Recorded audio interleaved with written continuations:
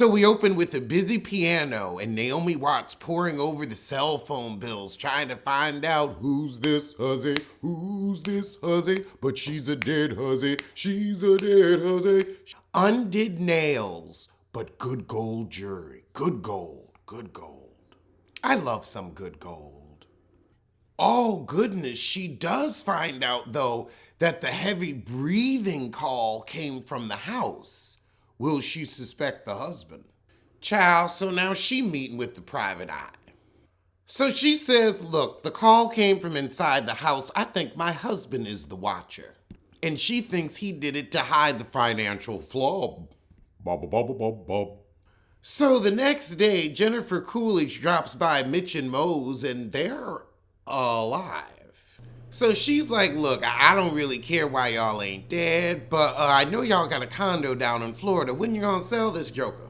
Girl, she said, oh no, sell me the house. Me and Darren, we establish an LLC, we buy houses, and then we flip them. So she apparently owned this Watcher house before. I know that's coming. Mo and Maureen tell her we ain't gonna sell, and she's like, I get what I want.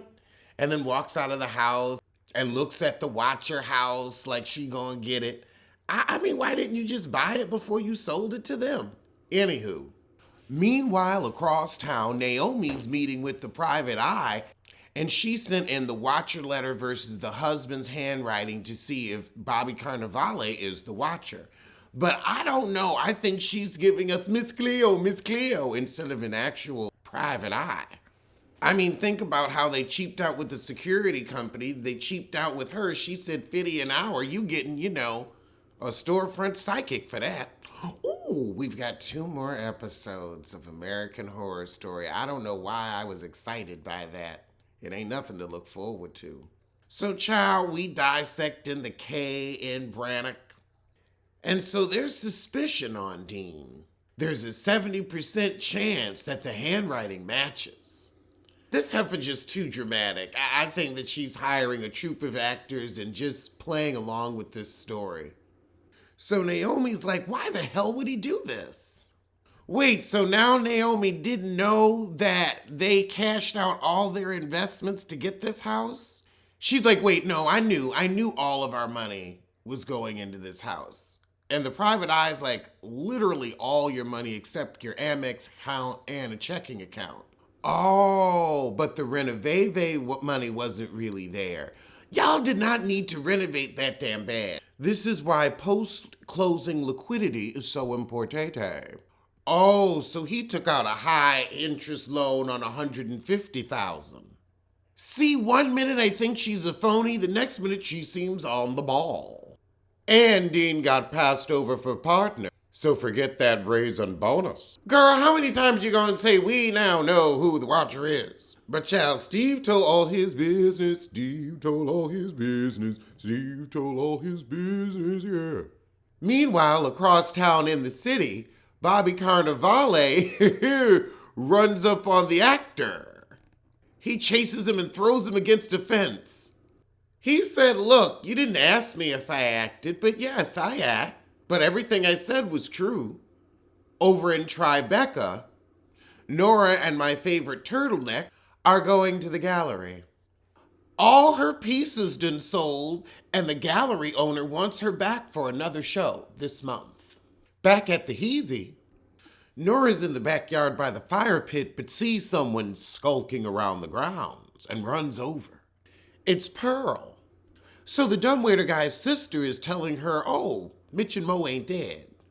So she asks her to bring Nixon chicken to a luncheon for Mo. And she goes and brings the Nixon chicken. So Mo says, let me go on and tell you why you thought we was dead. Our son went and found 2 elderly people, murdered them, and set it all up to collect the insurance money.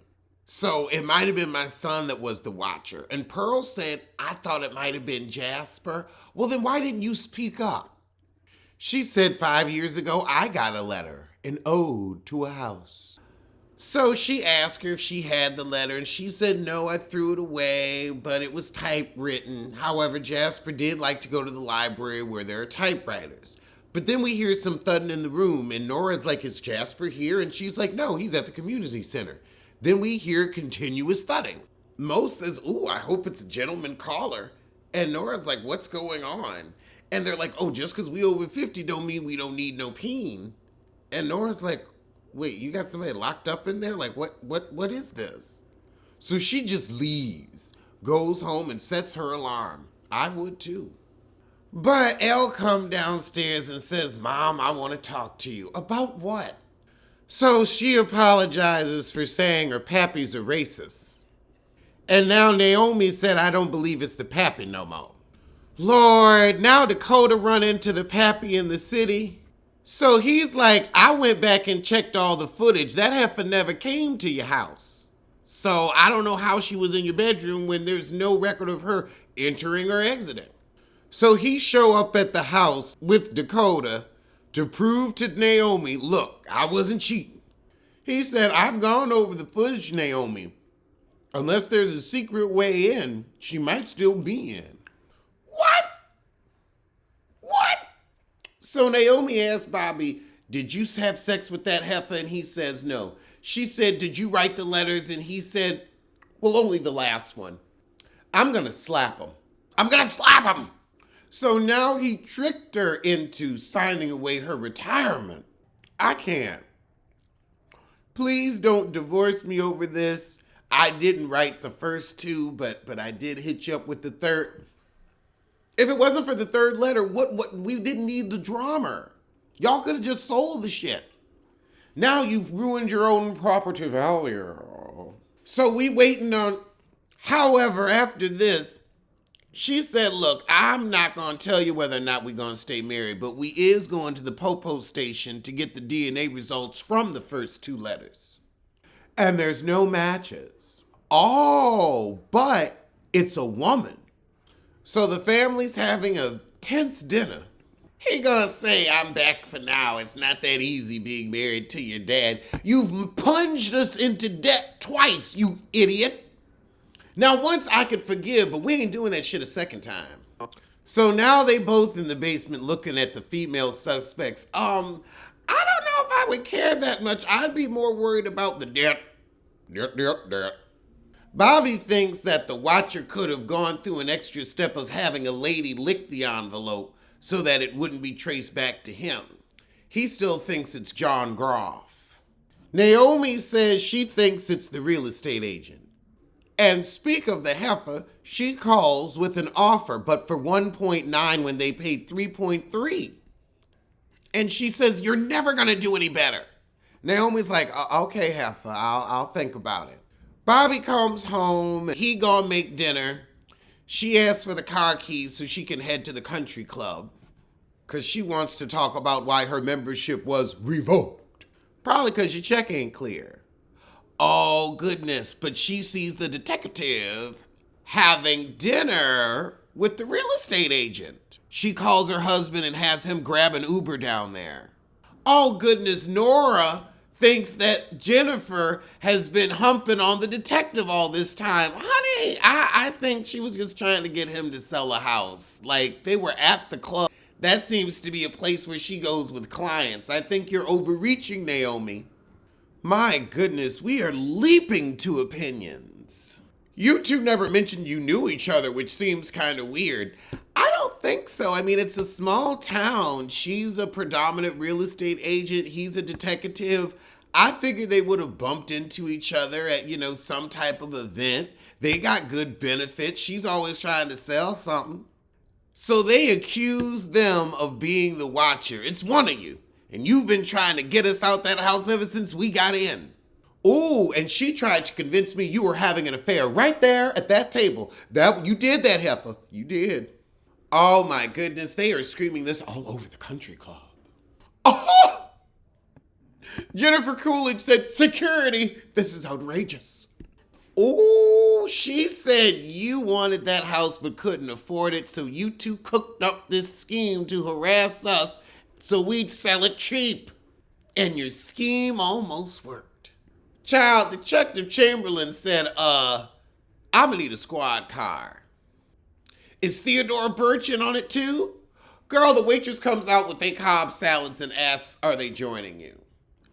Oh my God. I mean, this does make a little sense, but I'm embarrassed.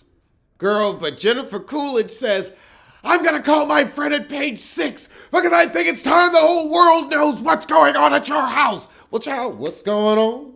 I mean, God, these two have completely both become nutcases. I mean, nutty boo, not just between me and you. Ain't they nutty boo? This is nutty boo. Nutty boo, nutty bee, it can happen to me. Naomi said, I don't recognize this anymore. I don't either because y'all have descended into madness. Now they're going to try to sell the house again. Oh, God. And get their lives back. She tells him, my show sold out, so we'll be okay. However, Elle comes in and says she thinks she found something about that ode to a house thing, the letter that the neighbors got. Oh, there's a Facebook group about ode to a house. And so it was an assignment that people had, and apparently this is the format of the letters. So apparently the teacher who made this assignment up also lives in the town and was at the open house. But the contractor says you might want to come down to the basement, something's going on. Oh my goodness, a secret passageway. Oh God, so of course they're gonna barge into this tunnel. No flashlight. Okay, a little flashlight. Girl, it is going. Oh my goodness, they see somebody running. Who are you? It's probably the dumbwaiter guy. That was a good ending. 2 more episodes to go.